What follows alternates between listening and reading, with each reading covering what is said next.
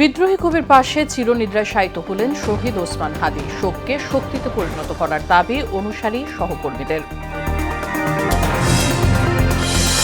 বিপ্লবী হাদীর জানাজায় লাখো মানুষের ঢল। জাতীয় নির্বাচনের রূপরেখা দিয়ে গেছেন হাদী, মন্তব্য প্রধান উপদেষ্টার। ওসমান হাদী হত্যায় জাতিসংঘের নিন্দা, আন্তর্জাতিক মানদণ্ডে তদন্তের আহ্বান, নির্বাচনে সহিংসতা পরিহারের তাগিদ। এবং সুদানে সন্ত্রাসী হামলায় নিহত ৬ বাংলাদেশি শান্তিরক্ষীর মরদেহ ঢাকা সেনানিবাসে। নিজ নিজ ঠিকানায় কাল সামরিক মর্যাদায় দাফন।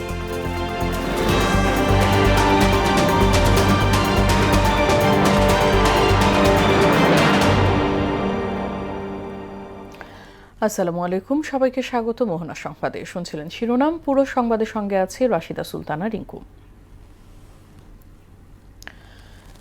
কবি কাজী নজরুলের পাশে চিরনিদ্রায় শায়িত হলেন ওসমান হাদী। যাবার আগে শোককে শক্তিতে রূপান্তর করে অসমাপ্ত কাজ শেষ করার তাগিদ দিয়ে গেলেন ভক্ত, অনুসারী, সহযোদ্ধাদের। হাদীর খুনিদের সর্বোচ্চ বিচার দাবি করেন তারা। এদিকে সরকার এই হত্যার দায় এড়াতে পারে না বলে জানালেন গণ অধিকার পরিষদ নেতা নুরুল হক নুরু। উষা ফেরদৌসের প্রতিবেদন, জানাচ্ছেন রাজীব আহমেদ। ঢাকা বিশ্ববিদ্যালয়ের কেন্দ্রীয় মসজিদ সংলগ্ন জাতীয় কবি কাজী নজরুল ইসলামের সমাধির পাশে চিরনিদ্রায় শায়িত হলেন জুলাই গণ অভ্যুত্থানের সম্মুখ যোদ্ধা ও ইনকিলাব মঞ্চের মুখপাত্র শরীফ ওসমান হাদী। এর আগে কঠোর নিরাপত্তা বলয়ে মরদেহ আনা হয় ঢাকা বিশ্ববিদ্যালয় এলাকায়। মরদেহবাহী গাড়িতে নিকটাত্মীয় সহ ছিলেন ডাকসু ভিপি সাদিক কায়েম ও এনসিপি নেতা হাসনাত আবদুল্লাহ। এর আগে হাদীকে দাফনের জন্য কাজী নজরুলের সমাধির পাশে প্রস্তুত করা হয় কবর।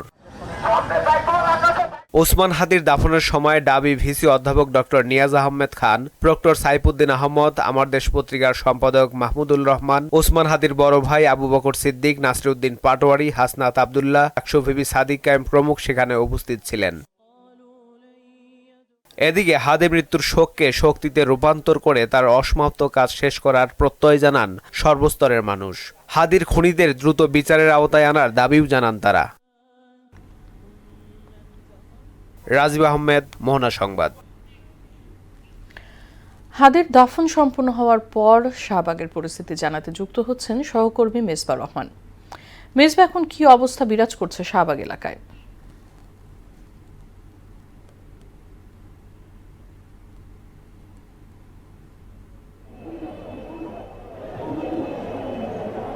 যে বিষয়টি আপনি বলছিলেন, কিছু সময় আগে কিন্তু শহীদ শরীফ ওসমান হাদীর দাফন সম্পন্ন হয়েছে এবং এই দাফনকে ঘিরে কিন্তু আমরা দেখেছিলাম যে শাহবাগে কিন্তু হাজারো হাজারো মানুষের জনস্রোতে পরিণত হয়েছিল। আমি ঠিক শুরুতেই একজন যারা ইনি এখানে এসেছিলেন তার কাছ থেকে জানতে চাইবো, আসলে শহীদ শরীফ ওসমান হাদীর দাফন সম্পন্ন হয়েছে, আসলে আপনার সরকারের কাছে বা কি প্রত্যাশা রয়েছে এই মুহূর্তে হাদীর যারা হাদীকে হত্যা করছে আপনার কাছে কি চা রয়েছে? আসসালামু আলাইকুম রহমতুল্লাহ। হাদীকে যারা হত্যা করেছে এ বিষয়ে প্রশাসনের দায়িত্ব প্রশাসন দেখবে। আমি যে দাবিটা নিয়ে এসেছি, হাদী তো আমাদের মাঝে থেকে চলে গেছে, কিন্তু তার কর্ম, তার যে চেতনা, এগুলো আমাদের দেশের জন্য প্রতিষ্ঠিত থাকা খুবই প্রয়োজন এবং এগুলো আগামী প্রজন্মের জন্য ধারণ করা, রক্ষণ করা খুবই জরুরি। এই কারণে আমার দাবি হলো হাদীর সমস্ত কর্মকাণ্ড, হাদীর চেতনা, দর্শন এবং তার সমস্ত কর্মকে এদেশের পাঠ্যপুস্তকে অন্তর্ভুক্ত করতে হবে। এর সাথে সাথে সরকারি খরচে বিভিন্ন ধরনের সিনেমা, নাটক এবং প্রামাণ্যচিত্র তৈরি করে হাদীর এই চেতনাকে, এই কর্মকাণ্ডকে আগামী প্রজন্মের জন্য সংরক্ষণ এবং তাদের মাঝে ছড়িয়ে দিতে হবে। এটা আমার দাবি। আমরা শুনছিলাম যে জুলাই শহীদ অর্থাৎ জুলাই আন্দোলনে যিনি যোদ্ধা ছিলেন সম্মুখ সারির, সেই শরীফ ওসমান হাদী, যাকে গত 12ই ডিসেম্বর কিন্তু গুলি করা হয়। গুলিবিদ্ধ অবস্থায় তিনি প্রথমে ঢাকা মেডিকেল কলেজ হাসপাতালে, এরপরে তাকে নেওয়া হয় এভার কেয়ারে এবং সিঙ্গাপুরে চিকিৎসাধীন অবস্থায় তিনি মারা গিয়েছেন। আমি একটু দেখানোর চেষ্টা করছিলাম, ঠিক এই জায়গায় কিন্তু আমরা দেখেছিলাম যে মানিক মে এভিনিউ থেকে যখন তার জানাজা শেষ হলো, লাখো লাখো মানুষ সেখানে জমায়েত হয়েছিল এবং এরপরে এই শাহবাগের জায়গায় আমরা দেখেছিলাম যে এখানে হাজারো মানুষ এখানে জনস্রোতে পরিণত হয়েছিল এবং কিছুক্ষণ আগে এইখানে তারা 24 ঘন্টার একটা আলটিমেটাম দিয়েছে। তারা জানিয়েছে যে আগামী 24 ঘন্টার মধ্যে, অর্থাৎ আজকে বিকাল 5টা 15 তারা একটা আলটিমেটাম দিয়েছে, আগামীকাল বিকাল 5টা 15-এর মধ্যে, আগামীকাল আগামীকাল 5:15-র মধ্যে যদি হাদিকে যারা হত্যা করেছে, গুলিবিদ্ধ করেছে, তাদেরকে যদি গ্রেপ্তার করা না হয়, প্রকৃত দোষীদেরকে যদি আটক না করা হয়, তারা আরও কঠোর থেকে কঠোর আন্দোলনের দিকে যাবে।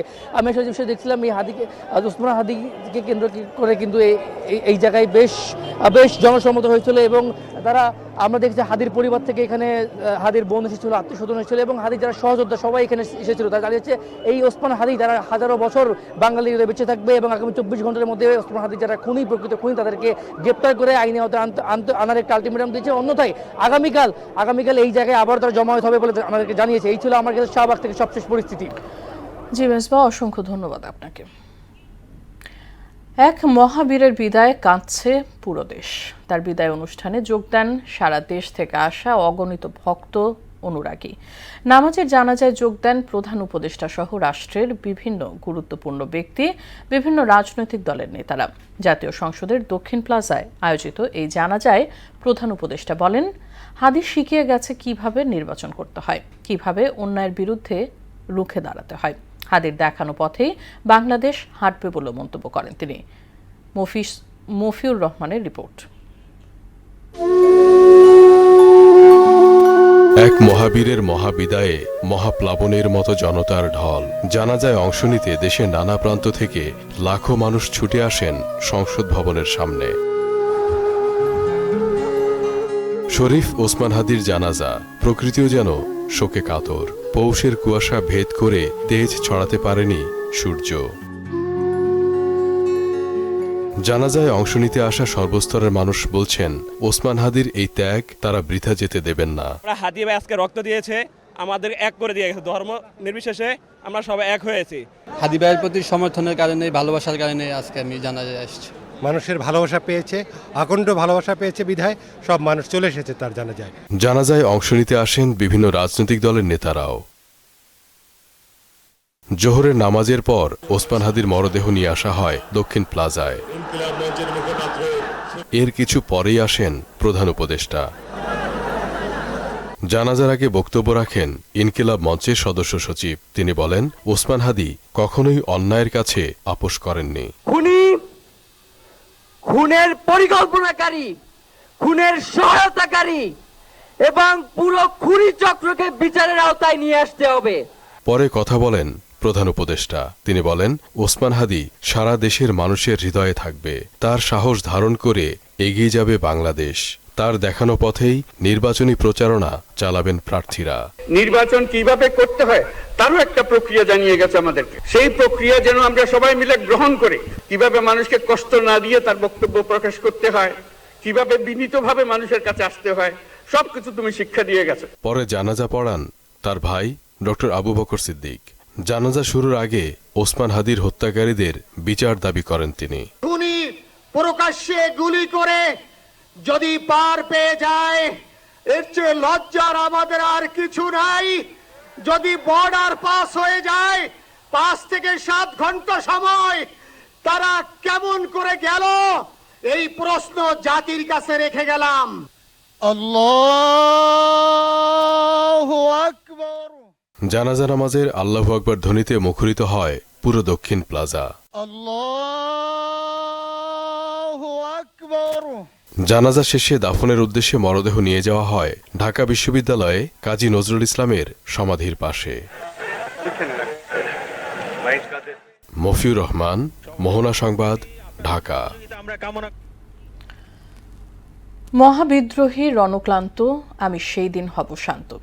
শহীদ ওসমান হাদি শান্ত হয়েছেন ঠিকই, তবে তৈরি করে গেলেন লাখো হাদিকে। আধিপত্যবাদের গ্রাস থেকে দেশকে মুক্ত করার অগ্রণী সৈনিকের জানাজা যেন সে বার্তায় জানান দেয়। খামারবাড়ি থেকে আসাদ গেট পর্যন্ত ছিল মানুষের ঢল।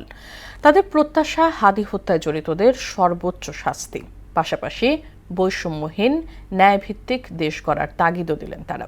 মনিরুল ইসলামের প্রতিবেদন। আমি সঞ্চয়, আমি ঘূর্ণি, আমি পথ সম্মুখে যাহা পাই বলবীর বল উন্নত মম শির, শির নেহারি আমারই নত শির ওই শিখর হিমাদ্রির। এই পংক্তিটি আত্মমর্যাদার, সাহস আর অন্যায়ের বিরুদ্ধে আপোষহীনতার প্রতীক, যা ধারণ করতেন শহীদ ওসমান হাদি। বীরের মাথা কখনো নত হয় না, সে শত প্রতিকূলতার মুখেও মাথা উঁচু করে দাঁড়ায় এবং শোষণ ও শৃঙ্খলার বিরুদ্ধে প্রতিবাদ জানায়। হাদি ছিলেন তেমন এক চরিত্রেরই মানুষ, যার বলিষ্ঠ কণ্ঠস্বর এখন মানুষের মুখে মুখে।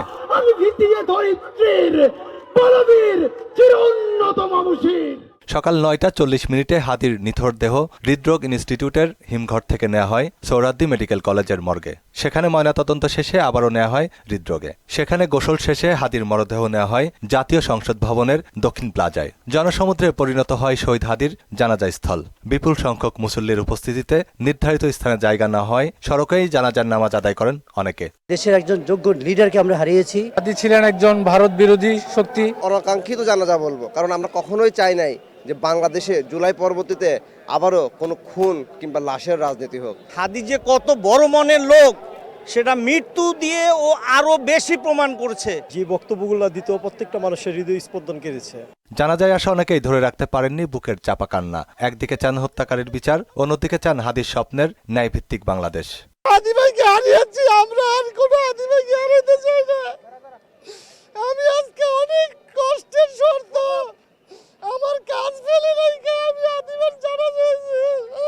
আপনার সন্তানদেরকে বলবেন যেন একজন হাদির মতো একজন ইনসাফ কায়েমকারী হিসেবে বাংলাদেশে প্রতিষ্ঠিত হতে পারে। কষ্টকর ব্যাপার হলে ওর বাচ্চাটার ব্যাপারটা নিয়ে আমি সহ্য করতে পারি না। এমন কোনো লোক নাই যে ওনার জন্য কাঁদে নাই। দ্রোহের প্রতীক শহীদ ওসমান হাদির এ যেন রাজকীয় বিদায়। ধূমকেতুর মতো এসে চলে গেলেন বলিষ্ঠ কণ্ঠ বিপ্লবের দাবানল জ্বালিয়ে।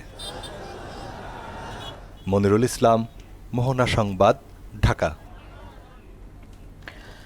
ওসমান হাদি হত্যাকাণ্ডের নিন্দা জানিয়েছেন জাতিসংঘ মহাসচিব অ্যান্টনিও গুতেরেস। তিনি বাংলাদেশের কর্তৃপক্ষকে আন্তর্জাতিক মানবাধিকার মানদণ্ড অনুসারে দ্রুত ও নিরপেক্ষ তদন্ত পরিচালনা করারও আহ্বান জানিয়েছেন।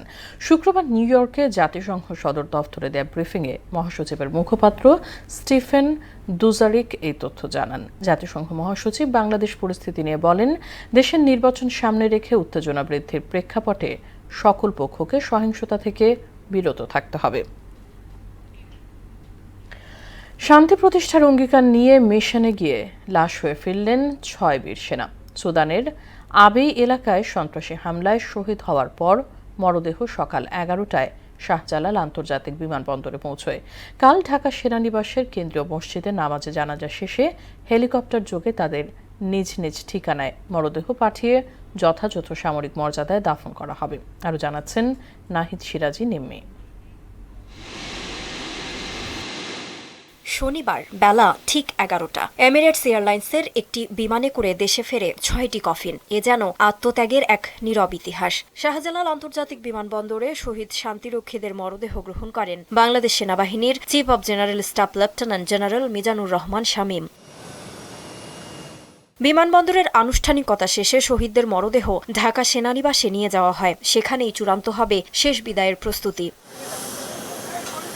এর আগে গত 13 ডিসেম্বর সুদানের আবেই এলাকায় জাতিসংঘ শান্তিরক্ষা মিশনের কাদুগলি লজিস্টিক্স বেইসে বিচ্ছিন্নতাবাদী সশস্ত্র গোষ্ঠীর ভয়াবহ ড্রোন হামলার শিকার হন বাংলাদেশ সেনাবাহিনীর এই 6 বীর সেনা। এরা হলেন নাটোরের কর্পোরাল মোহাম্মদ মাসুদ রানা, কুড়িগ্রামের সৈনিক মোহাম্মদ মুমিনুল ইসলাম ও সৈনিক শান্ত মণ্ডল, রাজবাড়ির সৈনিক শামীম রেজা, কিশোরগঞ্জের মেস ওয়েটার মোহাম্মদ জাহাঙ্গীর আলম ও গাইবান্ধার লন্ড্রি কর্মচারী মোহাম্মদ সবুজ মিয়া। এছাড়াও হামলায় আহত হন আরও 9 জন। বাংলাদেশ সেনাবাহিনী জানিয়েছে, রোববার ঢাকা সেনানিবাসের কেন্দ্রীয় মসজিদে শহীদদের জানাজা অনুষ্ঠিত হবে। এরপর হেলিকপ্টার যোগে তাদের নিজ নিজ ঠিকানায় পাঠানো হবে। যথাযথ সামরিক মর্যাদায় তাদের দাফন সম্পন্ন হবে। এই 6টি কফিন কেবলই শোকের নয়, সাহস, দায়িত্ববোধ আর আন্তর্জাতিক শান্তি রক্ষায় বাংলাদেশের আত্মত্যাগের প্রতীক। দেশের জন্য, মানবতার জন্য জীবন উৎসর্গ করা এই বীর সন্তানদের জাতি চিরদিন শ্রদ্ধা ভরে স্মরণ করবে। নাহিদ সিরাজি নিম্মি, মোহনা সংবাদ, ঢাকা। নৈরাজ্য সৃষ্টি করে নির্বাচন পেছানোর সুযোগ নেই বলে মন্তব্য করলেন বিএনপির স্থায়ী কমিটির সদস্য সালাউদ্দিন আহমেদ। গণতন্ত্রের যাত্রা বাধাগ্রস্তের ষড়যন্ত্র বিফলে যাবে বলেও জানান তিনি। এদিকে একটি গোষ্ঠী ঘোলা পানিতে মাছ শিকারের চেষ্টা করছে বলে অভিযোগ করেন দলটির স্থায়ী কমিটির আরেক সদস্য মির্জা আব্বাস। সময়মতো ষড়যন্ত্রকারীদের চক্রান্তের জবাব দেওয়া হবে বলেও হুঁশিয়ারি দেন তিনি। রাজধানীতে আলাদা অনুষ্ঠানে এসব কথা বলেন তারা। তানজিদ ভুঁইয়ার প্রতিবেদন। গুলশানে বিএনপি চেয়ারপারসনের কার্যালয়ে তৃতীয় দিনের মতো সংসদ নির্বাচনে বিএনপি মনোনীত প্রার্থীদের সঙ্গে আলোচনা শেষে কথা বলেন দলের স্থায়ী কমিটির সদস্য সালাউদ্দিন আহমেদ। এ সময় উপস্থিত ছিলেন বিএনপির সিনিয়র যুগ্ম মহাসচিব রুহুল কবির রিজভী। দেশের নৈরাজ্য সৃষ্টি করে নির্বাচন পেছানোর সুযোগ নেই জানিয়ে সালাউদ্দিন আহমেদ বলেন, হাদি হত্যার সঙ্গে স্বৈরাচারের দোসর ও যারা নির্বাচন পেছাতে চায় তারা জড়িত থাকতে পারে। নির্বাচনকে বানচাল করার জন্য পারতপক্ষে পিছানোর জন্য যে সমস্ত অপকৌশল গ্রহণ করেছে ফেসিবাদী শক্তি, পতিত ফেসিস্ট শক্তি, তার সাথে হয়তো তাদের এদেশীয় দোসররা এবং এর বাইরেও যারা নির্বাচন বানচাল করতে চায় তারা জড়িত থাকতে পারে। তারেক রহমানের ফেরার মধ্য দিয়ে দেশ বিরোধী ষড়যন্ত্রের অবসান হবে বলেও জানান তিনি। দেশবাসীর একটা আকাঙ্ক্ষা আছে, প্রত্যাশা আছে, যারা আসবে তারা আমাদের প্রিয় নেতাকে অভ্যর্থনা জানাতে লক্ষ জনতার সমাবেশের মাধ্যমে আমরা জাতিকে একটা মেসেজ দিতে পারবো যে এই দেশে কোনো ষড়যন্ত্র কখনো দানা বাঁধতে পারবে না। এদিকে গোপীবাগে এক আলোচনা সভায় অংশ নেন বিএনপির স্থায়ী কমিটির সদস্য মির্জা আব্বাস এবং বিএনপি মনোনীত ঢাকা ৬ আসনের প্রার্থী ইশাক হোসেন সহ স্থানীয় নেতৃবৃন্দ। এ সময় অভ্যুত্থান বিরোধী শক্তিকে কঠোর হস্তে দমনের দাবি জানান বিএনপি নেতা ইশাক হোসেন।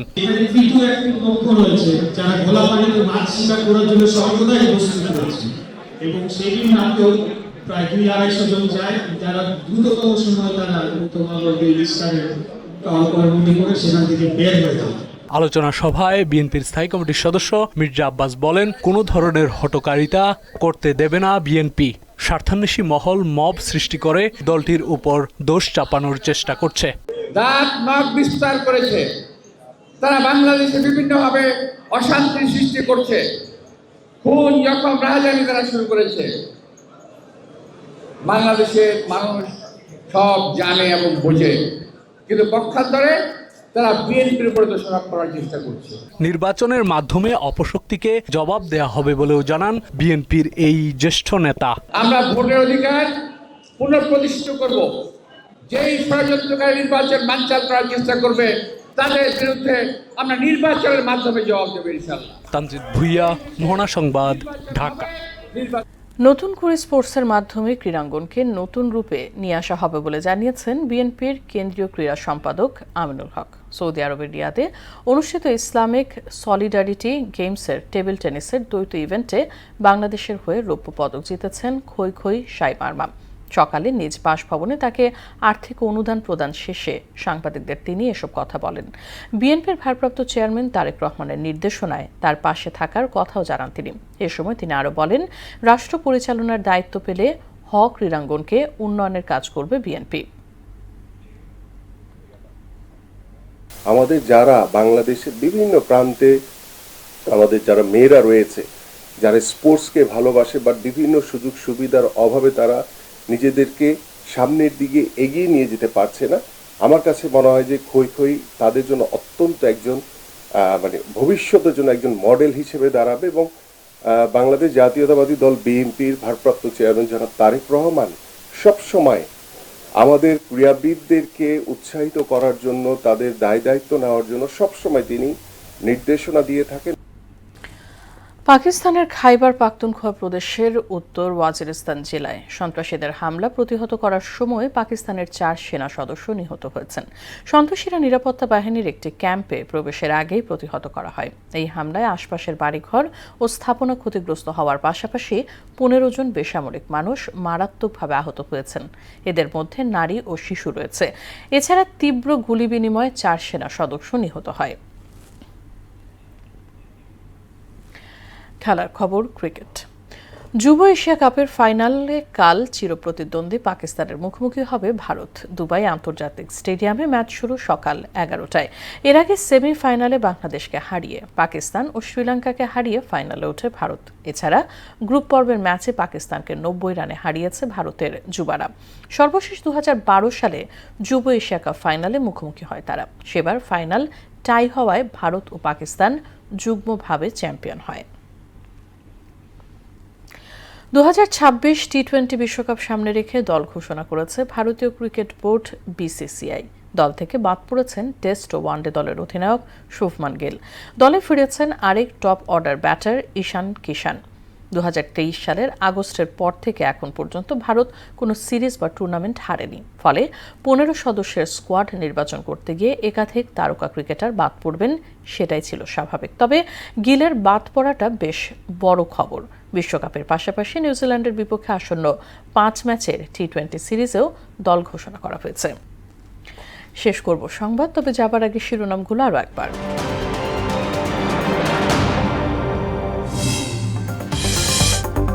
বিদ্রোহী কবির পাশে চিরনিদ্রায় শায়িত হলেন শহীদ ওসমান হাদি। শোককে শক্তিতে পরিণত করার দাবি অনুসারী সহকর্মীদের। বিপ্লবে হাদির জানাজায় লাখো মানুষের ঢল। জাতীয় নির্বাচনের রূপরেখা দিয়ে গেছেন হাদি, মন্তব্য প্রধান উপদেষ্টার। ওসমান হাদি হত্যায় জাতিসংঘের নিন্দা, আন্তর্জাতিক মানদণ্ডে তদন্তের আহ্বান, নির্বাচনের সহিংসতা পরিহারের তাগিদ। এবং সুদানের সন্ত্রাসী হামলায় নিহত 6 বাংলাদেশি শান্তিরক্ষীর মরদেহ ঢাকা সেনানিবাসে নিজ নিজ ঠিকানায় কাল সামরিক মর্যাদায় দাফন।